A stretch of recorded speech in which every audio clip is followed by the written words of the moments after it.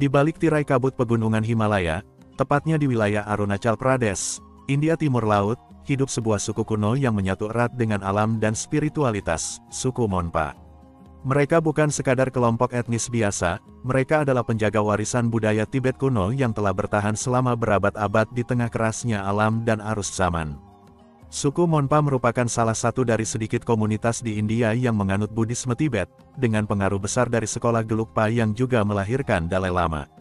Mereka memiliki hubungan kultural dan spiritual yang kuat dengan Tibet, bahkan dalam bahasa, tulisan, dan ritual keagamaan mereka.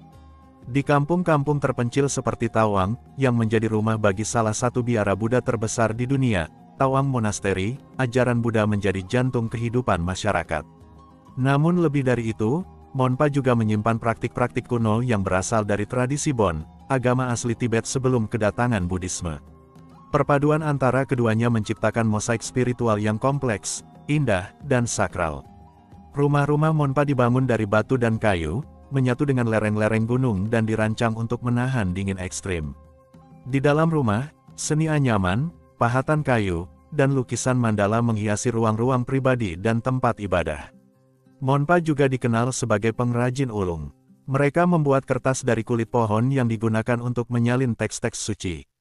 Kertas ini, dikenal sebagai Monsugu, bukan hanya produk budaya, tetapi juga simbol dedikasi mereka terhadap pengetahuan dan spiritualitas. Festival adalah nadi kehidupan Monpa. Losar, Tahun Baru Tibet, dirayakan dengan tarian topeng, ritual api suci, dan pertunjukan musik tradisional. Dalam festival-festival ini, identitas Monpa bersinar terang, tarian menjadi doa, nyanyian menjadi mantra, dan pakaian tradisional mereka, berwarna cerah dengan sulaman tangan, menjadi bentuk kebanggaan dan perlawanan terhadap arus globalisasi. Meski terpencil, suku Monpa kini tidak terhindar dari tantangan modern, migrasi, perubahan iklim, dan tekanan ekonomi. Namun banyak dari mereka tetap mempertahankan nilai-nilai leluhur dan bahkan memperkenalkannya pada dunia luar melalui pariwisata budaya yang berkelanjutan. Di tengah dunia yang berubah cepat, Monpa berdiri sebagai pengingat bahwa hidup yang selaras dengan alam, spiritualitas, dan komunitas adalah mungkin. Mereka bukan sekadar suku pegunungan, mereka adalah penjaga pintu antara langit dan bumi. Suku Monpa menyimpan lapisan-lapisan kehidupan yang begitu menarik, tak hanya dari sisi budaya, tetapi juga dari kebiasaan-kebiasaan yang mungkin terdengar aneh di telinga orang luar. Namun, bagi mereka, semua itu adalah bagian dari warisan dan filosofi hidup yang menyatu dengan alam dan semesta. Dalam budaya Monpa, memotong rambut bukan perkara sepele. Potong rambut dilakukan hanya pada momen-momen tertentu, seperti setelah kematian anggota keluarga, perayaan keagamaan, atau perubahan besar dalam hidup. Bahkan, waktu dan arah mata angin saat memotong rambut dipercaya bisa memengaruhi keberuntungan.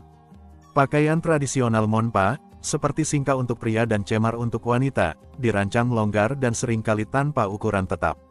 Mereka diikat dengan tali atau pita, memungkinkan fleksibilitas yang menyesuaikan musim dingin pegunungan. Selain fungsional, ini juga simbol bahwa manusia tak harus dikungkung oleh bentuk, melainkan harus bebas beradaptasi. Pernikahan dalam budaya Monpa bukan sekadar acara sekali datang dan pulang. Dalam beberapa kasus, ritual pernikahan bisa berlangsung 3-7 hari. Setiap hari memiliki makna tersendiri, hari untuk memanggil leluhur, hari untuk menyucikan pengantin, hingga hari khusus untuk menyatukan dua keluarga dalam upacara api suci. Belum lagi berbagai tarian, nyanyian, dan jamuan yang turut menyertainya. Meskipun Monpa punya sistem tulisan Tibetik untuk keperluan keagamaan, bahasa sehari-hari mereka, seperti dialek Sangla atau Dirang Monpa, tidak punya sistem tulisan formal. Semua cerita rakyat, hukum adat, hingga sejarah desa disampaikan secara lisan dari generasi ke generasi. Ini menjadikan mereka pewaris tradisi oral storytelling yang sangat kuat. Banyak keluarga Monpa percaya bahwa arwah leluhur mereka tinggal di rumah jiwa yang berada di tengah hutan atau pegunungan. Setiap tahun, mereka akan berziarah ke tempat itu, meninggalkan persembahan berupa makanan, benang warna-warni, atau dupa. Hutan bukan hanya alam, tapi rumah spiritual yang dihormati. Dalam masyarakat Monpa, seorang lama pendeta Buddha bisa duduk berdampingan dengan saman, dukun tradisional, dalam satu upacara. Mereka menghormati kedua sistem kepercayaan, Buddhisme formal dan kepercayaan animisme tua. Aliansi ini jarang terjadi di masyarakat lain dan menunjukkan fleksibilitas spiritual Monpa yang sangat unik. Suku Monpa adalah bukti hidup bahwa keunikan dan kearifan lokal bisa terus bertahan, bahkan di era modern. Di balik hal-hal yang dianggap aneh oleh dunia luar, tersimpan filosofi hidup yang dalam, penuh makna, dan menyatu dengan alam. Bagi suku Monpa, hidup bukan sekadar perjalanan dari lahir ke mati, hidup adalah proses penyatuan diri dengan semesta. Di balik kabut Himalaya dan nyala mentari di atas biara-biara tinggi, spiritualitas menjadi denyut nadi setiap langkah, ucapan, dan napas mereka. Tidak ada pemisahan antara yang sakral dan yang duniawi, semuanya terjalin dalam harmoni yang dalam dan sunyi. Di hampir setiap desa Monpa, biara bukan sekadar tempat ibadah. Ia adalah sekolah, pusat sosial, rumah bagi para biksu, dan penjaga naskah-naskah suci yang telah berusia ratusan tahun. Anak-anak Monpa sering dikirim untuk menjadi lama biksu muda sejak usia belia, bukan hanya sebagai panggilan spiritual, tetapi juga sebagai bentuk pendidikan moral tertinggi.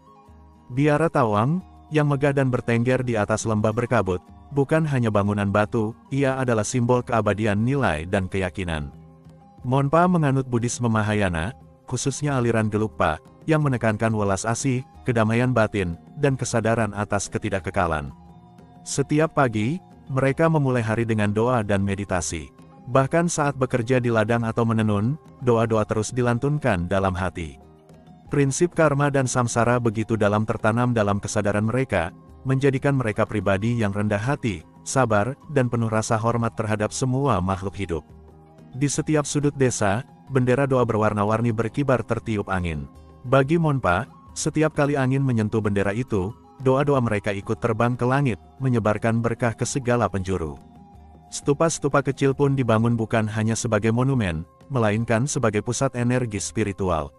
Warga akan berputar mengelilingi stupa sambil memutar roda doa, mani, mengulang mantra suci, Om Mani Padme Hum. Selain para biksu, ada pula praktisi spiritual yang dikenal sebagai Ngangpa. Mereka bukan biksu, tetapi hidup sepenuhnya untuk praktik meditasi, pengobatan holistik, dan pembacaan naskah kuno. Masyarakat datang kepada mereka bukan hanya untuk pertolongan spiritual, tapi juga untuk nasihat dalam hidup sehari-hari. Dalam budaya Monpa, kesehatan jiwa sama pentingnya dengan kesehatan tubuh. Ketika seorang Monpa meninggal, kematian tidak dilihat sebagai akhir, melainkan sebagai peralihan ke bentuk kehidupan berikutnya. Ritual kematian dijalankan secara hikmat, dengan doa-doa berhari-hari yang dibacakan oleh para biksu untuk membantu jiwa yang meninggal menemukan jalan dalam siklus reinkarnasi.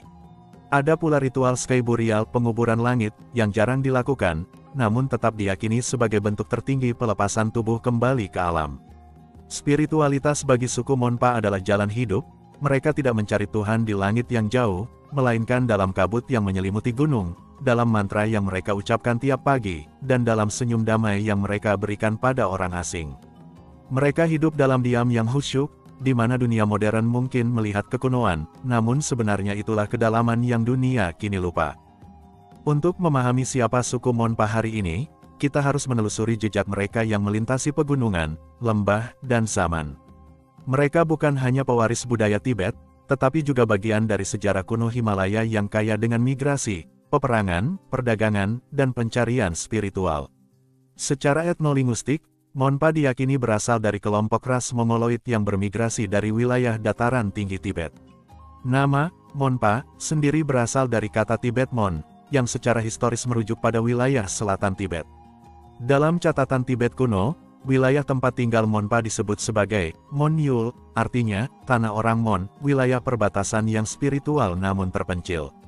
Hubungan budaya dan spiritual Monpa dengan Tibet sangat dalam.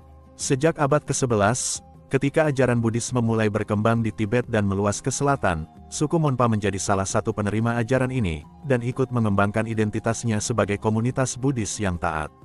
Dahulu, wilayah yang kini dihuni oleh Monpa adalah bagian penting dari jalur dagang antara Tibet, Bhutan, dan India. Mereka dikenal sebagai penenun, pengrajin, dan pedagang ulung. Garam dari Tibet ditukar dengan beras dari dataran rendah, dan jalur dagang ini ikut menyebarkan pengaruh budaya ke dalam kehidupan sehari-hari Monpa, mulai dari arsitektur hingga makanan.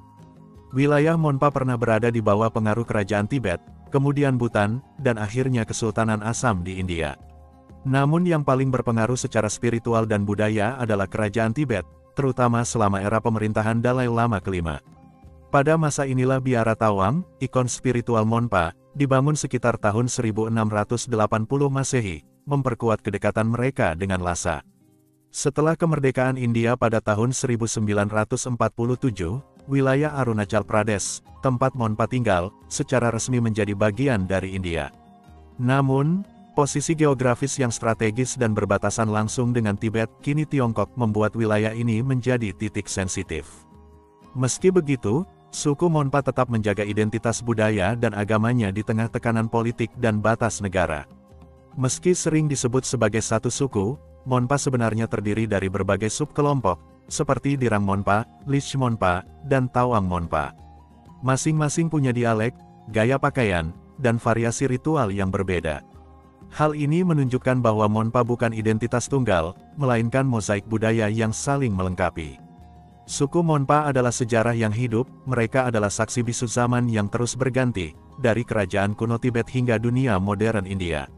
Namun di tengah semua perubahan, mereka tetap berjalan dengan teguh, membawa obor leluhur yang tak pernah padam di tengah kabut Himalaya.